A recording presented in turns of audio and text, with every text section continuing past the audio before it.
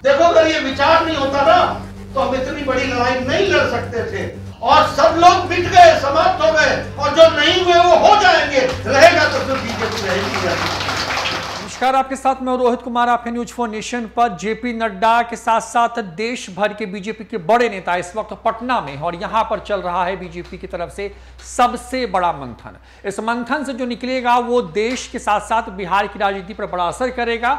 JP Nadda BJP दफ्तर पहुंचे थे 16 बीजेपी के जिला कार्यालयों का उद्घाटन करने के लिए, तो उसी दौरान जेपी नड्डा की जो हुंकार है उसने विरोधियों को टेंशन में डाल दिया है। जेपी नड्डा ने साफ कहा है कि बिहार के साथ साथ देश में अब जो उनकी लड़ाई है वो सिर्फ और सिर्फ जो है उन लोगों से है जो कि परिवारवाद को बढ़ावा देते हैं।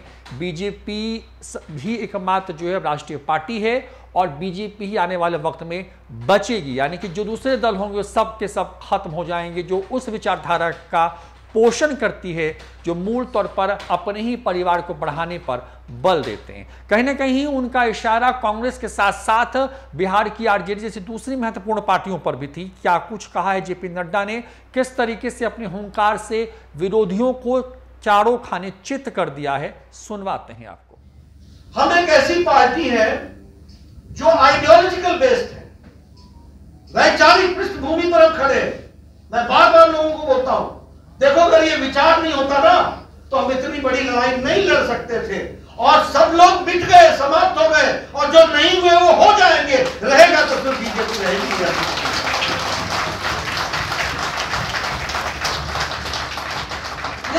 ये पागलपन है, ये विचार के लिए मदमस्ती है जिसके कारण हम लगे, और लाखों लोग लगे।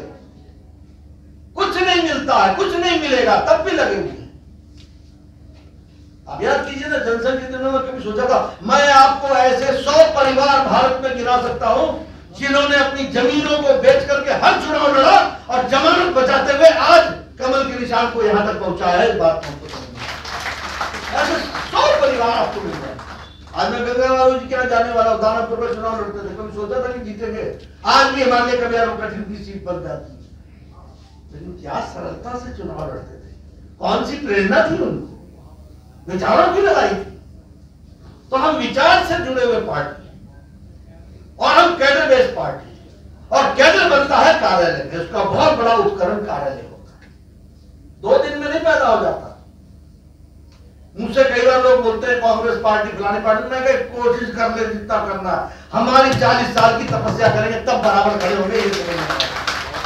कुछ नहीं होने वाला इससे। ये जितने कैंप लगाने इनको CAMP समझने में बहुत टाइम लग जाएगा। ट्रेनिंग नाम की चीज इनको समझने पहले खुद ट्रेन होना पड़ेगा।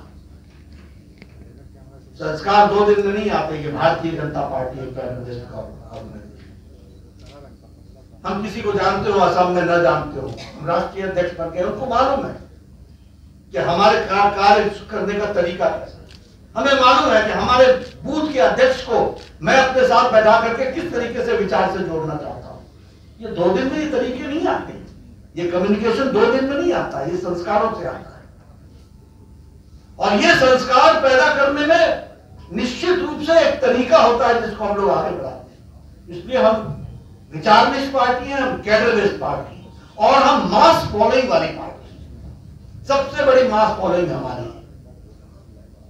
आप सोचिए ना, आज सभी लोग अपनी पार्टियां छोड़ करके 20-20 साल 30-30 साल लगाने के बाद भारतीय जनता पार्टी में आ रहे। क्यों आ रहे हैं? क्योंकि सबके समझ में आ गया है कि कार्य करते हुए देश को परिवर्तित करने का उपकरण है तो वो भारतीय जनता पार्टी है। इस बात को ये छोटी घटना नहीं होती। 20-20 साल 30-30 साल जीवन का किसी पार्टी में लगा देना और उसके बाद फिर आकर के हम इस तरीके से खड़े होने की कोई छोटी घटना नहीं होती। ये हमारी जो फॉलोइंग बढ़ रही है, और मैं कई बार, मैंने कल भी कहा, मैं आज भी आप सब कहना चाहता हूं कि देखिए, हम राजनीति को समझें।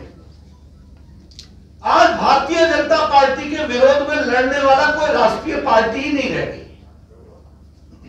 कोई राष्ट्रीय स्तर की पार्टी नहीं रह गई, कोई विचार की पार्टी नहीं रह गई। और हम लोगों ने हमेशा कहा, विचार के आधार पर कहा, national outcomes with regional aspiration.